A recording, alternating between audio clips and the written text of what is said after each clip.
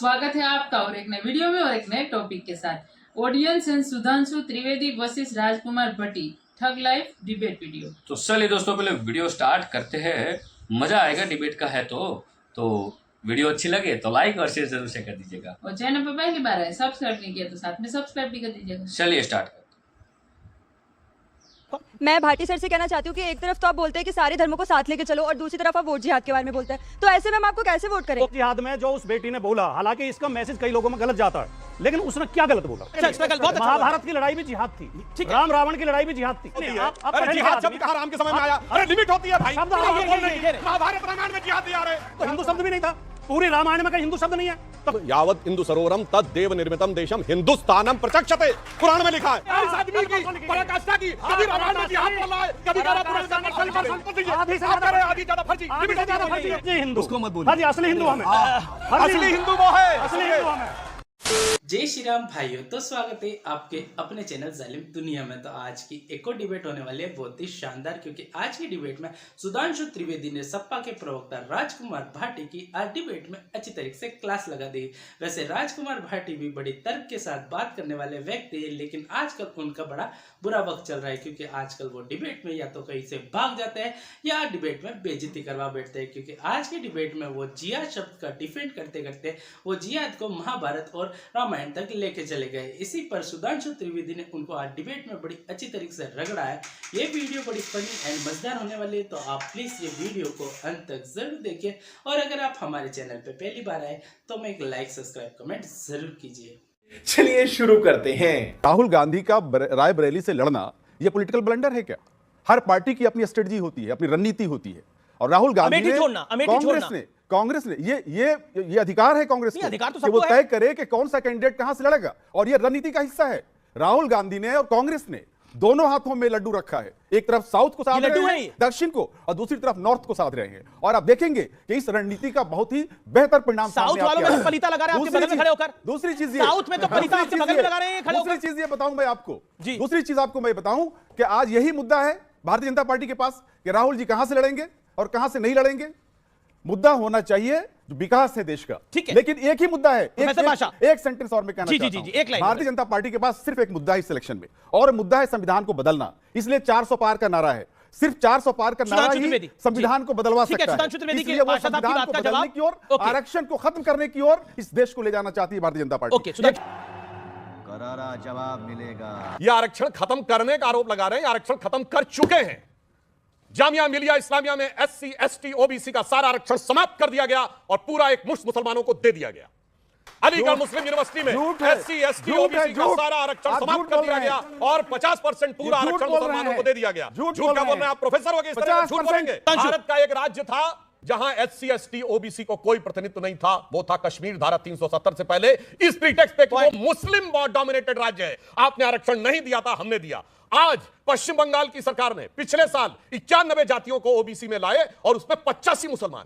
जब पिछड़े वर्ग ने पूछा कि ये कैसे हो गया, तो जानते क्या बोलते हैं? नहीं ये कन्वर्ट होने से पहले उस जाति के थे इसलिए इनको उसमें दे दिया। तो पूछा गया इतना कन्वर्जन कैसे हो गया, तो जवाब नहीं दे पाए। आज भी पश्चिम बंगाल की 171 बैकवर्ड जातियों में 120 मुस्लिम है, और अभी आपने कर्नाटक में सारे मुसलमानों को OBC में दे दिया। तो सुनिए, SC ST OBC के आरक्षण में हम घुसपैठ नहीं होने देंगे, ना हमने देश में घुसने दिया, ना आरक्षण में घुसने देंगे। हकीकत यह है कि इन्होंने आरक्षण खा चुके हैं, इसलिए इनके दिल में तकलीफ है। प्रधानमंत्री जी कई बार कहते हैं, कहिए कि मुस्लिमों को OBC का आरक्षण नहीं देंगे और इनकी हैसियत नहीं है। एक सेकंड, आपसे भी सवाल पूछ रहा हूं, क्या आप मुसलमानों को OBC में आरक्षण देंगे, हाँ या ना? अगर इंडिया अलायंस की सरकार बनेगी, हाँ या ना? ऐसा है जी, आरक्षण के अपने रूल्स हैं। देंगे कि नहीं देंगे? आरक्षण किस लिए दी जाती है? देंगे कि नहीं? किस लिए दिया जाता? सुनिए आप, नहीं देंगे कि नहीं देंगे? में कोई जवाब नहीं होता है। क्यों नहीं जवाब होगा? तर्क होता है उसका। देना है तर्क है, देना है तर्क है। तर्क से बात कीजिए आप। आरक्षण क्यों लाया गया?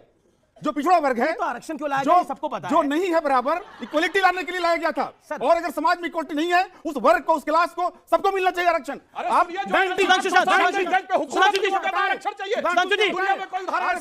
बीजेपी ये बताए कि जो 90 सेक्रेटरीज हैं सेंट्रल गवर्नमेंट में सिर्फ 3 ओबीसी के क्यों हैं, बाकी सारे क्यों हैं, बाकी सारे क्यों ब्राह्मण राजपूत भूमियार? देखिए ये राहुल गांधी का वाक्य है। 90 में से सिर्फ 3 ओबीसी के 3 हैं। आपको दर्द नहीं होता? हमें दर्द होता है। मैंने एक सवाल पूछा था, ओबीसी क्यों ओबीसी में से ओबीसी के 3 ही रहेंगे?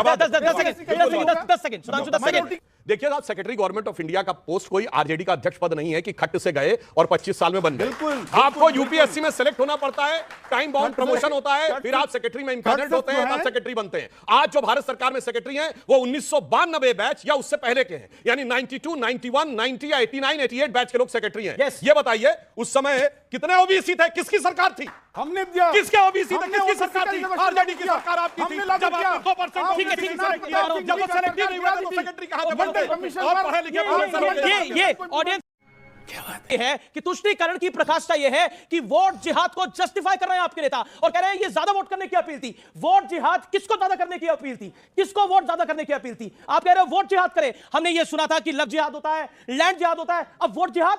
प्रधानमंत्री नरेंद्र मोदी ने बोला करना क्या चाहते हो आप लोग? तुष्टीकरण की एक अलग प्रकाष्ठा है क्या? पहले 2 चरण के मतदान के बाद जब रुझान आए कि भारतीय जनता पार्टी का वोटर बाहर नहीं निकला, उसमें उदासीनता है और भारतीय जनता पार्टी इनमें से ज़्यादातर सीटें हार रही है, जिन्हें 190 सीटों पे चुनाव हुआ है, उसके बाद भारतीय जनता पार्टी के नीचे से लेकर ऊपर तक के नेताओं ने हिंदू मुस्लिम करना शुरू कर दिया और इन्हें लगा कि बस एक यही तरीका थोड़ा बहुत बचने का। वोट जिहाद में जो उस बेटी ने बोला, हालांकि इसका मैसेज कई लोगों में गलत जाता है, लेकिन उसने क्या गलत बोला? उसने कहा हमें क्या कहा था उसने? शांति के साथ, शांति के लिए क्या? शांति के साथ चुपचाप जाकर, मैं बताता हूं क्या बोला था। शांति के साथ चुपचाप जाकर वोट का जिहाद कर देना। खामोशी के साथ वोट जिहाद करना है, ठीक है? जिहाद का आप डिक्शनरी निकालो, अर्थ जिहाद अच्छा वर्ड है ना? जिहाद का अर्थ होता है न्याय के लिए लड़ना, न्याय के लिए। जिहाद अच्छा, बहुत अच्छा। महाभारत की लड़ाई भी जिहाद थी, राम रावण की लड़ाई भी जिहाद थी। सर राम का नाम लो, जिहाद किया था सर राम का रावण के खिलाफ। अरे भैया लिमिट होती है। अरे जिहाद शब्द कहां राम के समय में आया? अरे लिमिट होती है भाई। महाभारत रामायण में जिहाद दिया रहे। अरे तुष्टीकरण की पराकाष्ठा की हद है ये। रामायण और महाभारत तुष्टीकरण था उस समय। नहीं, पर ये राम और रावण की लड़ाई जिहाद थी, अभी से बहुत ही गलत है। नहीं, जिहाद था, इसमें जिहाद था। हंसने की बात नहीं है भैया। के साथ गुमराह करते हैं। इन्होंने कहा जिहाद शब्द उस समय था, उस समय तो हिंदू शब्द भी नहीं था। पूरी रामायण में कहीं हिंदू शब्द नहीं है, तो क्या हम मान लें कि राम हिंदुओं के नहीं है? अरे रुको जरा। यावत हिंदू सरोवरम तद देव निर्मितम देशम हिंदुस्तानम प्रचक्षते, पुराण में लिखा है। मगर उसके बावजूद पुराण रामायण है, गुमराह क्यों करते? झूठ बोलते हैं। मैंने रामायण कहा, महाभारत का, भाई पुराण का। अरे पुराण तो कल परसों लिखी गई हैं। पुराण का अरे लिमिट है इस आदमी की पराकाष्ठा की। कभी रामायण में जिहाद बोला है, कभी कह रहा पुराण कल परसों। सुनिए, पुराण कल परसों लिखी गई, सुनिए। और 100 पुराण है, उनमें आधी फर्जी है। अरे अब आधी फर्जी? अरे भाई नहीं, लिमिट है भाई, अपने शब्दों पर दीजिए। आधी से आधी ज्यादा फर्जी, आधी से ज्यादा फर्जी। ये नहीं, देखिए वेद पुराण फर्जी नहीं है, वेद पुराण फर्जी नहीं है। वेद कौन कह रहा है? वेद पुराण को एक साथ मत जोड़ो। ओके, सुनिए, वेद अलग है, पुराण अलग है। परसों लिखी गई है। सुनिए, अब मैं दूसरा बोलता हूं। अष्टादश पुराणेषु व्यासस्य वचनद्वयम् परोपकाराय पुण्याय पापाय परमिटेरम। व्यास कब हुए थे? कब परसों हुए थे? बेहुदे बन की हद होती है। आप इनके झूठ का समर्थन कर रहे हैं। मुझे रामायण का श्लोक दिखा दें, अरे लिमिट होती है। महाभारत का दिखा दें, मनुस्मृति का दिखा दें, गीता का दिखा दें। कभी जिहाद, कभी पुराण फर्जी, कभी रामायण में लिमिट होती है। बीजेपी भी फर्जी। अरे एक बार इनसे नहीं, बीजेपी को बोल लीजिए, फर्जी हिंदू, उसको मत बोलिए। फर्जी असली हिंदू हमें, असली हिंदू वो है, असली हिंदू हमें, जो जिहाद के आगे नतमस्तक है, जो जिहाद के आगे नतमस्तक है। शरिया बोला और उन्होंने वोट जिहाद बोला। शरिया और जिहाद जैसे शब्द आते ही इनके नेता क्या कहते हैं? सजदे में निगाह रहे, तमाम होश खिरत पेश बादशाह रहे, तुरंत सियासत के आगे नतमस्तक हो जाते हैं। कहां आप बोल रहे हैं? बड़े जोर जोर से 1.5 गज की जबान निकाल के कहेंगे ये फर्जी है, वो फर्जी है, मगर दूसरे धर्म ग्रंथों के बारे में जैसे कहेंगे मैं उसका प्रवक्ता थोड़ी हूं, मेरे को उससे मतलब नहीं है। मगर जब आप कहेंगे शरिया, नहीं शरिया तो होना चाहिए, जिहाद, वो जिहाद का इतना मतलब समझाने लगेंगे जितना कोई मौलाना ना समझा पाएगा, जितना कोई मुफ्ती मुकर्रम बारी नहीं समझा पाएगा, उतना समझाने लगेंगे। फिर सही बात है। देखिए एक बड़ा इस हफ्ते का मुद्दा रहा वोट जिहाद, उसके ऊपर आपकी किसी की राय है तो दीजिए, क्या है? सर वोट जिहाद, जिहाद का मतलब होता है कि आत्मसमर्पण। हम लोगों को ऐसा लगता है क्योंकि हम लोगों ने वर्ड सुना था लव जिहाद। आपको लगता है वो आपको लगता है वो पॉलिटिकल बात है या फिर वोट बढ़ाने के लिए बात है? सर बिल्कुल पॉलिटिकल बात है। ये जो सेंटर में खड़े हैं, इनका नाम क्या है? हाँ, मेरा मैं भाटी जी। आप कब से कार्यक्रम में है वैसे? तो सुन क्या रहे थे आप? नाम भूल गए तो फिर सवाल क्या पूछेंगे आप? चलिए बोलिए। भाटी जी को बस मैं ये कहना चाहता हूँ कि हमारा हिंदुस्तान अंग्रेजों ने बहुत पहले बांट दिया था हिंदू मुस्लिम में। अब एक आप हिंदुओं को असली हिंदू नकली हिंदू में मत बांटो, क्योंकि असली आप हिंदू अभी और नकली असली हिंदू में हिंदू में बांटो। मैं भाटी सर से कहना चाहती हूँ कि एक तरफ तो आप बोलते हैं कि सारे धर्मों को साथ लेके चलो और दूसरी तरफ आप वोट जिहाद के बारे में बोलते हैं, तो ऐसे में हम आपको कैसे वोट करेंगे? ओके, कैसे वोट करेंगे? ठीक है ठीक है ठीक है, जी जी जी जी जी, क्या सवाल है? सर मेरा सवाल आचार्य जी से है कि क्या वो भविष्य में बीजेपी के साथ आना चाहेंगे? अरे क्या सवाल पूछा है भाई। अब आचार्य जी भविष्य में बीजेपी के साथ आएंगे कि नहीं आएंगे, ये विवेक जी तो आपको भेजने में लगे हैं। वापस लाएंगे, हम उनको वापस खींच लाएंगे। ये मेरे पर वो कह रहे हैं जो राम को लाए थे हम उनको लाएंगे।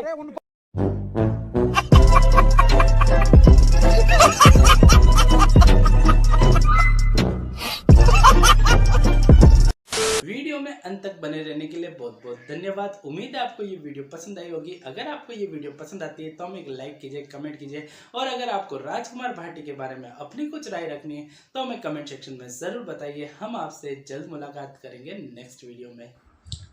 थैंक यू दोस्तों, वीडियो को यहाँ तक देखने के लिए। भाई इन लोगों को बस यही धंधा करना है और हमारी जो भावनाएं हैं हमारे देश के साथ उसका हनन करना है, उसके साथ खिलवाड़ करना है।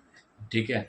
ये भारत देश और ये बोल रहे हैं कि रामायण के समय पे हिंदू नाम की कोई चीज ही नहीं थी। भगवान श्री राम कौन थे भाई?